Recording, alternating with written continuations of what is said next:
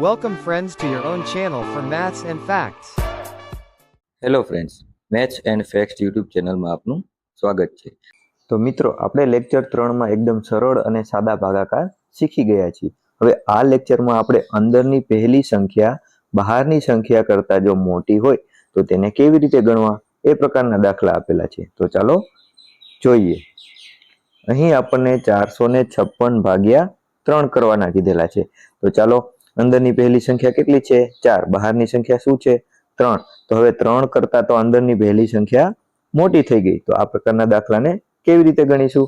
તો અગાઉ જોયું તે જ એ રીતે 3 નો ઘડિયો બોલવાનો. ક્યાં સુધી બોલવાનો રહેશે તે જોઈએ. હવે 3 એકુ 3, 3 દુને 6. હવે 3 દુને 6 આવી ગયા. હવે 6 તો રહ્યા, અંદરની જે 4 અંદરના જે પહેલી સંખ્યા 4 છે તેના કરતા 3 દુ 6 મોટા થઈ ગયા. તો હવે આપણે 3 દુને 6 નહીં લેવાના, તેની ઉપરનું સ્ટેપ એટલે કે 3 એકુ 3 તેની ગણતરીને ધ્યાનમાં લેવામાં આવશે. તો હવે આપણે શું મૂકવાનું રહેશે? તો કે 3 એકુ 3 મૂકવાના રહેશે. હવે બાદબાકી કરવાની, અગાઉ જોયું તે એ જ રીતે શીખી ગયા. એ જ રીતે 4 માંથી 3 જાય એટલે 1 વધશે. ઉપરથી ઉતારો, એની બાજુની સંખ્યા 5, તેને અહીં નીચે ઉતારવાની એટલે 15 થઈ ગયા. હવે 3 નો ઘડિયો 15 આવે ત્યાં સુધી બોલવાનો, એટલે કે 3 પચ્ચા ને 15 થાય. તો 3 પચ્ચા 15 ના 15 નીચે મૂકવાના રહેશે. બંનેની બાદબાકી કરતા 0 મળી ગયા. હવે છેલ્લી સંખ્યા એટલે કે 6, તેને નીચે ઉતારવાના બાકી છે તો તેને નીચે ઉતારીશું. ત્યારબાદ 3 નો ઘડિયો 6 આવે ત્યાં સુધી બોલવાનો, એટલે કે 3 દુને 6 થશે. એ 3 દુ 6 ના 6, બંનેની બાદબાકી કરતા નીચે શેષ શૂન્ય મળે છે. તો આપણને ભાગફળના સ્વરૂપમાં 152 આપણને જવાબ મળે છે. ત્યારબાદ ઉદાહરણ નંબર 8 જોઈએ, કે જેમાં આપણને 735 ભાગ્યા 5 કરવાના કીધેલા છે. તે પણ આગળનો દાખલો જોયો એ જ રીતનો છે, કે જેમાં અંદરની પહેલી સંખ્યા કે જે 7 છે અને બહારની સંખ્યા 5 છે. અંદરની પહેલી સંખ્યા બહારની સંખ્યા કરતા મોટી છે. તો એ જ રીતે 5 એકુ 5, 5 દુ 10. 5 દુ 10 તો આપણા 7 કરતા વધી ગયા. તો 5 દુને 10 નહીં લેવાના. 5 દુ પેલા શું આવે? તો 5 એકુ 5 આવે.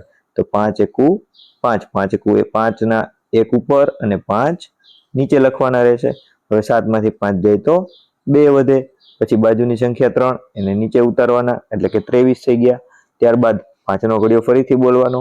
23 આવવા જોઈએ, અથવા 23 કરતા વધુ સંખ્યા આવે ત્યાં સુધી બોલવાનો, એટલે કે 25 મળે છે. કેટલા મળે છે? 25 થાય છે. તો 25 તો 23 કરતા મોટા થઈ ગયા. તો 25 નહીં લેવાનું, તેની ઉપર શું આવે? એટલે કે 25 ઉપર શું આવે? તો કે 5 ચોક ને 20 આવે છે. તો આપણે 5 ચોક ને 20 લખીશું, એટલે 5 અહીંયા, 5 ચોક ના 4 ઉપર અને 20 અહીંયા લખવાના. ત્યારબાદ બંનેની બાદબાકી. હવે 3 માંથી 0 જાય એટલે 3 વધશે. 2 માંથી 2 જાય એટલે 0 વધશે. હવે છેલ્લી સંખ્યા એટલે કે 5, તેનો વારો આવી ગયો. તો 5 ને નીચે ઉતારી લેવાના. હવે 35 બની ગયા.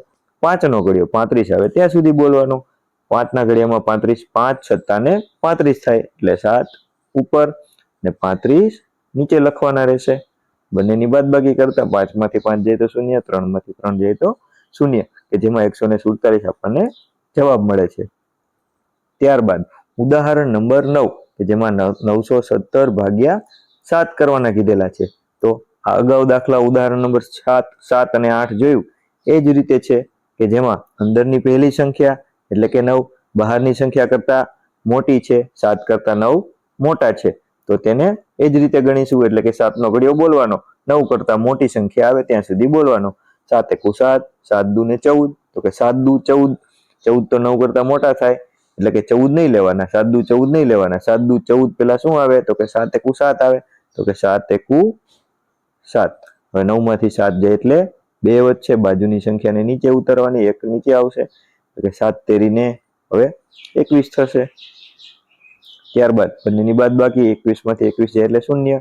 હવે છેલ્લી સંખ્યા એટલે કે 7, તેને અહીં નીચે ઉતારવાના રહેશે. ત્યારબાદ 7 નો ઘડિયો 7 લગીએ, એટલે કે 7 એકુ 7 થશે. 7 માંથી 7 જાય તો 0 થઈ ગયા. જે અહીં આ દાખલો આપણો પૂર્ણ થાય છે.